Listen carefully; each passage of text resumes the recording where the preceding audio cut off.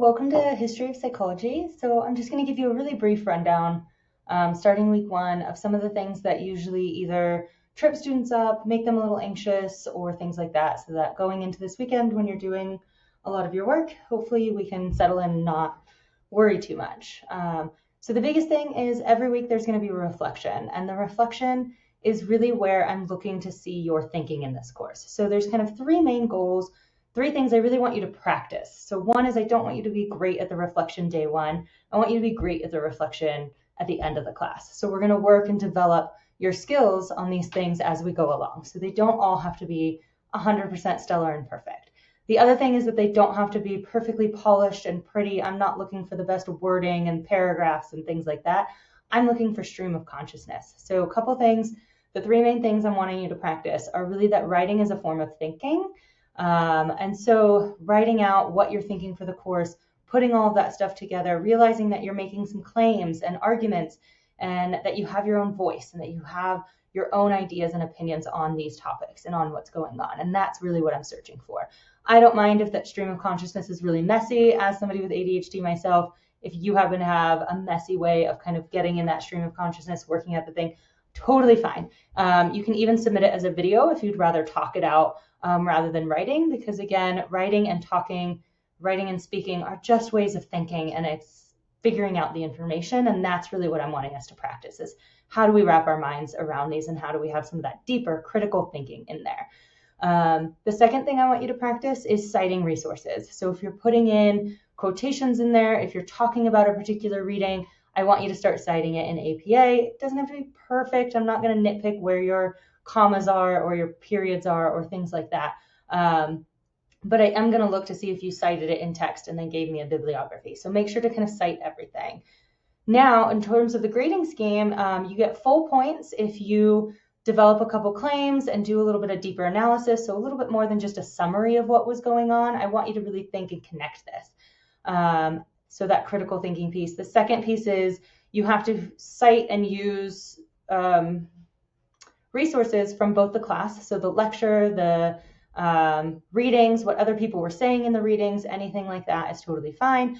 I also, for full credit, that 20 points, want to see you start learning how to connect from outside. So that's kind of that third piece of what I'm looking for. So one is that critical thinking piece. Second is citing properly. And then third is bringing in outside sources. So I want you to get used to kind of making a claim and not just making it, not just like TikTok where you just say something, right? I want you to start learning to back that argument up with not only what's in class, but maybe what's from out of class. So if you can find an article that also talks about that, if there was a different article another time that we talked about that you could bring in, if there's something from a different class that you had, or an experience or something like that, that could be a really good way of bringing that in and kind of conceptualizing it. So those are really what I'm looking at. Again, the reflections are really just thinking, putting that together and practicing those three things. So they don't have to be perfectly polished, but I am going to look for kind of that critical thinking, citations, and then are you citing stuff from outside of class as well.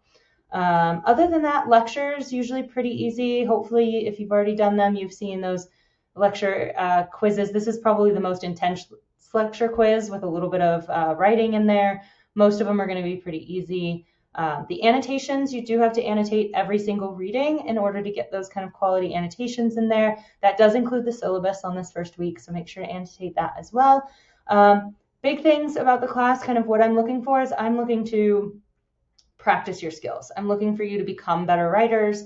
I'm looking for you to become better citizens of research and being able to understand that research. The readings are going to be a little hard and difficult because they're from like 1950 or 1879.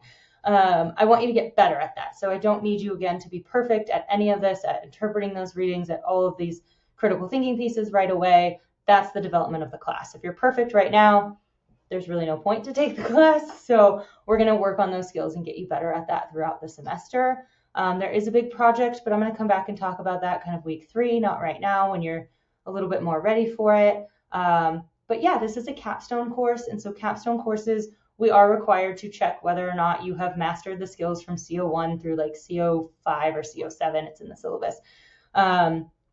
And that includes a lot of research and writing and communicating and talking. So that is why there's a lot of writing in this class. That's why it's a little bit smaller of a class. That's why there's going to be kind of a speaking component with the midterm and final. I'll come and talk about the midterm and final next week. I don't really want to put that all in this first one, but we'll kind of talk about that going in. But that's why this test is going to be a little bit deeper, a little bit more difficult in that writing and reading, because it is a capstone level course. It's supposed to be a senior course where we're evaluating whether or not you've learned kind of all of these things and can graduate with all these markers that we kind of have at the university. So be prepared for some of that and some nitpicking on some critical thought and things like that, because that's what the course is designed to do. But again, it's more about development. Are you getting that kind of over time rather than do you have that kind of right away? So those are big things. I do have high expectations because it is a senior capstone course. I know some of you are not seniors, some of you are not psych majors. That's going into account as well, but it is a capstone course, so those expectations are a little bit high. With those expectations, one, I think you all can meet them perfectly fine. I am not worried about that at all. But two, I'm also here for support. So please check out the videos, check out the announcements. I put a summary and a introduction in each module so that you can kind of check to see if you've learned what I want you to learn. But I'm also here. I have office hours Monday and Thursday, 10 to 11. If you can't make those hours, you can always request a different time. I can also meet on Zoom instead of in person. Any way that you need to kind of contact me or just through email, I'm happy to support you through these. So if you have questions, if you're wondering how to do things, if you want me to look something over, that's totally fine. Again, it's a developmental type of course, so you have the ability to redo an assignment if you really bombed it or anything like that. You usually don't need to make up like 5 points here or 2 points here. I put a lot of wiggle room and flexibility so that you can end up with an A without having to like redo every single assignment. But if you totally bomb one, or you just don't know what you're doing or don't have the time to turn it in, you'll have the ability to kind of go back and do that. So again, there's some high expectations, but there's also a lot of support that built in. You do kind of have to take advantage of that and come to me and ask me. So please come if you need anything, and I'll talk to you through the computer throughout the semester. Looking forward to getting to know everybody, and let me know if you have any questions. Thanks.